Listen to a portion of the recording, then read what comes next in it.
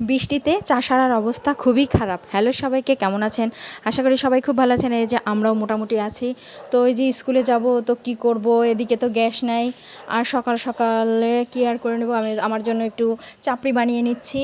আবার ভাত রান্না করছি, সেটা বড়বাবুর বাবা খাবে আর আমার শ্বশুরমশাই খাবে। আবার একটু সবজিও রান্না করে নিয়েছি, কুমড়ো দিয়ে আর আলু দিয়ে। তো এই হলো খাবার, যেহেতু বৃহস্পতিবার নিরামিষ খাবার। তো এভাবে একটু রুটির গোলা বানিয়ে নিলাম। আর এদিকে বর্ণবাবু হলো পাউরুটি দিয়ে দুধ দিয়ে খেয়ে নিল। আর এই যে স্কুলে আসছি, স্কুলে এসে টিফিন টাইমে সবাই লাফালাফি দৌড়াদৌড়ি খেলাখেলি, এবার সবাই খেলছে, বল খেলছে। আর ওই ছোট্ট বাবুটা বল নিয়ে লাফালাফি করছে, সবার কাছ থেকে নিয়ে নিচ্ছে, আবার খেলছে।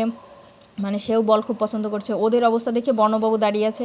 বর্ণবাবু আর ওদের কাছ থেকে বল নিতে পারতেছে না, ও দাঁড়িয়ে আছে। ও কী করবে, ওর পার কাছে গেলেও ওরা দৌড় দিয়ে নিয়ে যাচ্ছে, কিন্তু ও আর নিতে পারতেছে না, সরতে পারতেছে না।